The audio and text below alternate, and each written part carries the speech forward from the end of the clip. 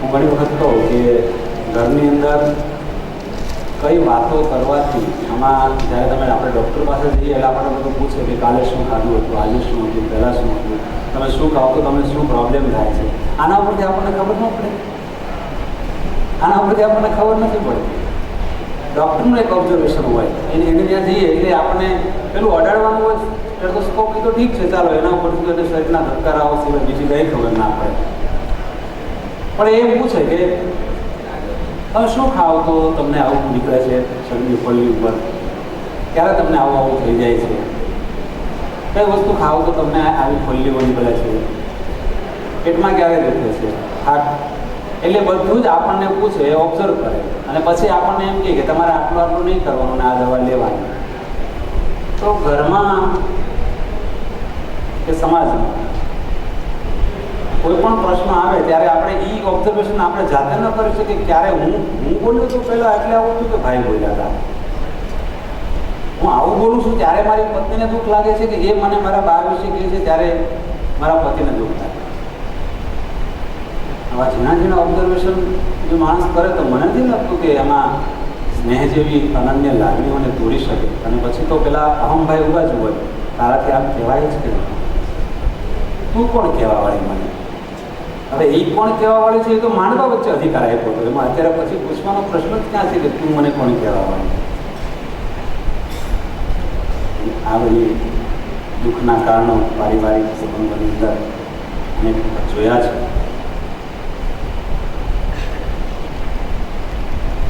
એને કારણે જ્યારે સમાધાન થાય ત્યારે આ જ કારણોમાંથી સમાધાન મળે. એટલે અમે ઘણી વખત કહીએ કે જે કાંઈ સમસ્યાઓ છે એ સમસ્યાઓનું સમાધાન તમારા ખોળામાં પડે છે. અને જ્યારે એમાં ઊંડા ઉતરીએ ત્યારે એ જ થતું હોય કે એના એક ખોળામાં જ સમાધાન પડે છે. હું ઘણી વખત હિન્દીમાં બહુ સારા વાક્ય વાંચતો હોઉં કે रिश्ते खराब होने की वजह एक ही है, लोग टूटना पसंद करते हैं मगर झुकना पसंद नहीं करते. તૂટી જાય, ઝૂકે નહીં. અને કદાચ આપણે આપણા ઘરના સભ્યને કે પત્નીને એમ કીધું કે આઈ એમ વેરી સોરી, મને અમેરિકામાં આ બહુ ગમે છે, જરી કંઈ ભૂલ થાય એટલે એ બે પક્ષ એમ બોલે I am very sorry, it's okay, sorry, પૂરું થઈ જાય. અને આપણે તો એ સોરીને હાવ ઘોળે પી ગયા છે, એનું મહત્વ જ નથી રહેવાનું, એનું કોઈ સન્માન જ નથી રહેવાનું. જે શબ્દ કેટલો કિંમતી છે, જેના ઉપર એ દેશની સંસ્કૃતિઓ રાજ કરે છે આપણું, એટલે એને એટલે કોઈ મહત્વ જ નહીં એમ. સોરી એટલે એ લોકો આપણને, અને આપણે એવું જ માનીએ કે એ લોકો આપણને હું શીખવી જવાનું.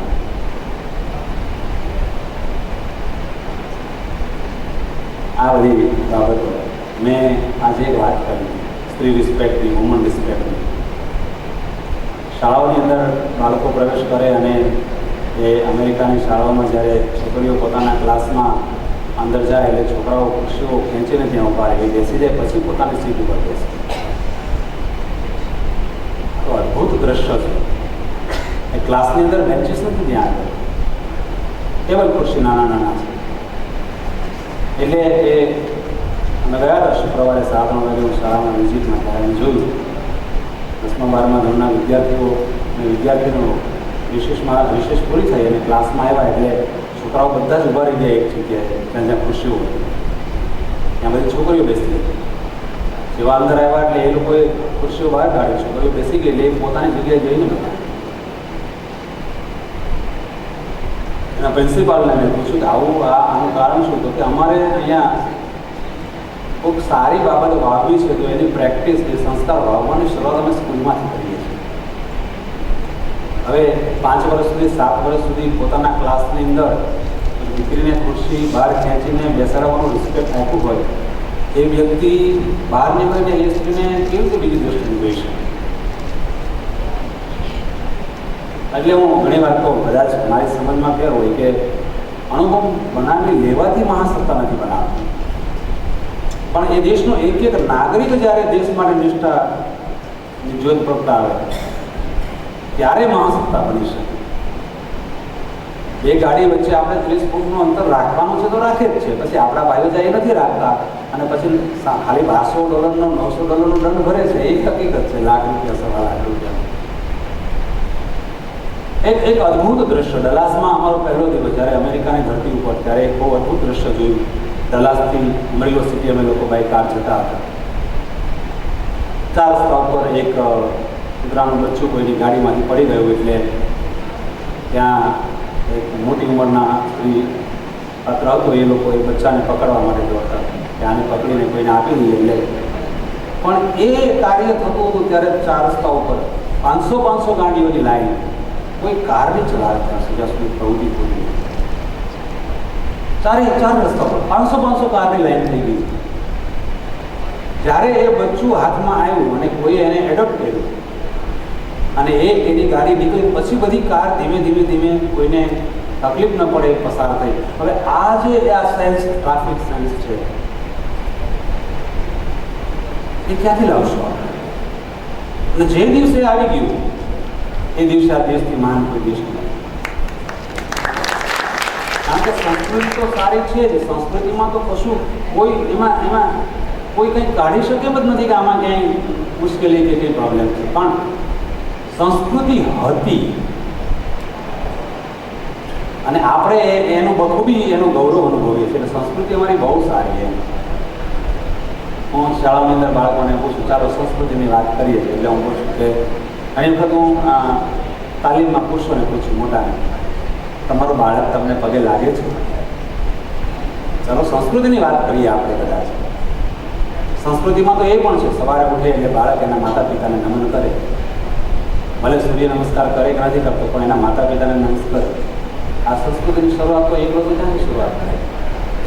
અને માતા પિતા પણ એવું કહે કે હવે અત્યારના છોકરાઓ શું પગે લાગે, તો પછી કઈ સંસ્કૃતિની દુહાઈ આપણે દઈએ છીએ, કયા સંસ્કારોની વાત કરીએ છીએ? એટલે ખમીર અને જમીનની બાબતમાં આપણો દેશ ખૂબ આગળ છે, પણ જ્યારે વ્યવસ્થાપનની વાત થાય અને વાસ્તવિક સંસ્કૃતિની વાત થાય ત્યારે આપણે તો કહેવું જ પડે, હકીકતને સ્વીકારવી પડે કે આ સત્ય છે. પારિવારિક જીવનની અંદર જો હળવાશથી કશું કહેવામાં આવે તો કડવાશ પ્રવૃત્તિ નથી, એ પણ હકીકત છે, પણ હળવાશથી કહેવાની નવરાશ કોને છે?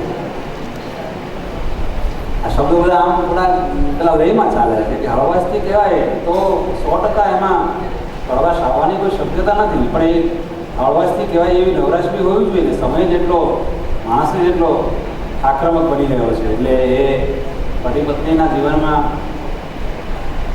પ્રેમ શબ્દની ભાષા સમજવી તો ખૂબ મુશ્કેલ છે.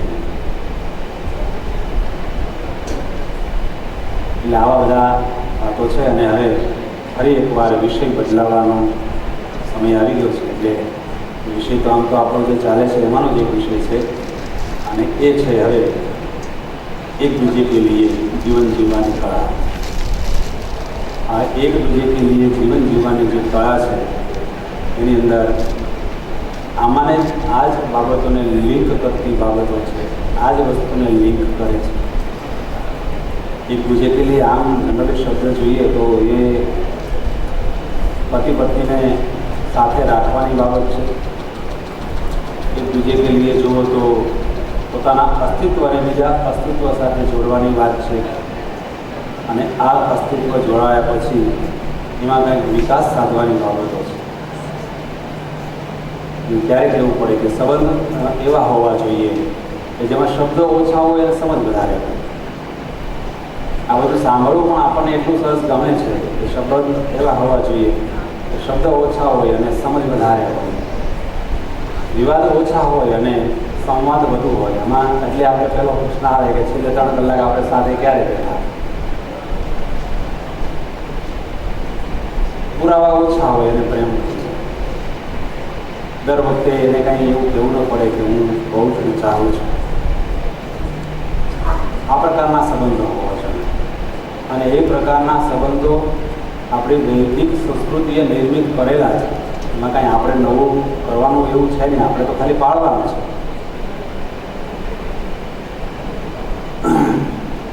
તમારામાંથી પણ કોઈને પ્રશ્નો થાય તો મને કોઈ મળ્યું હતું કે મારે પ્રશ્ન પૂછવા છે જ્યારે હું મારા રેસ્ટ એરિયામાં જતો હતો ત્યારે. એટલે આ સંબંધો ઉપર કોઈને કંઈ પૂછવું હોય તો મને પૂછી શકે છે. એમાં શક્ય છે કે જવાબ કદાચ મારી પાસે હોઈ શકે, અને કદાચ ન હોય તો અહીંયા ઘણા એવા મુરબ્બી છે કે એની પાસે પણ એવા જવાબો હોય છે. બધું સમજવાની કોશિશ કરીએ ને ક્યારેક એવું પણ થાય કે બધું સમજવા કરતાં ઘણી બધી બાબતો માનવી જીવનમાં એમને ઢંકાયેલી રહે તો પણ સારું પડે.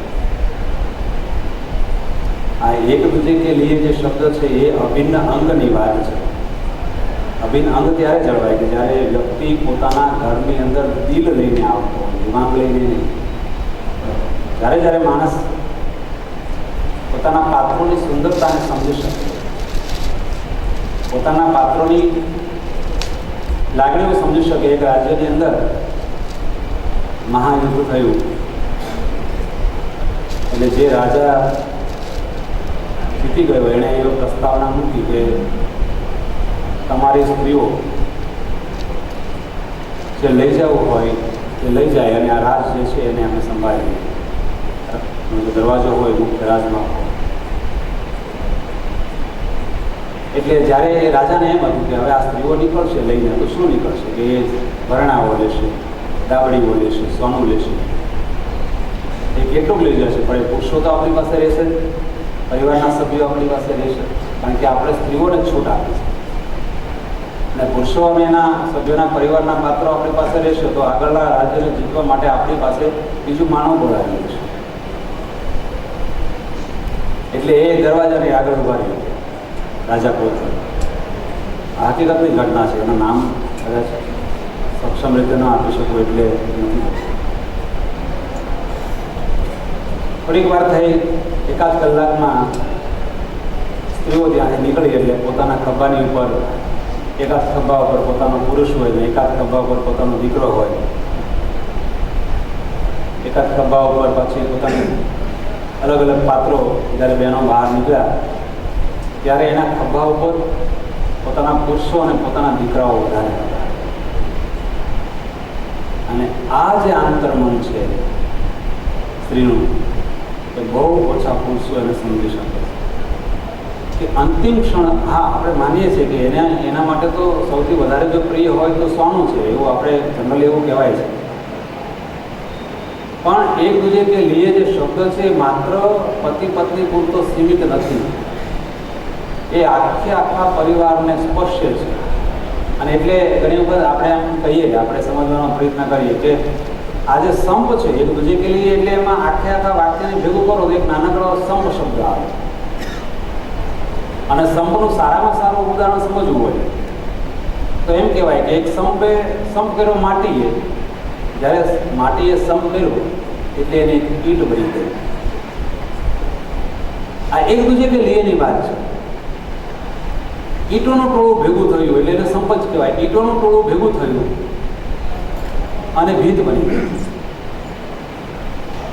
આવી ભીતો એકબીજાને મળી એટલે ઘર બની ગયું.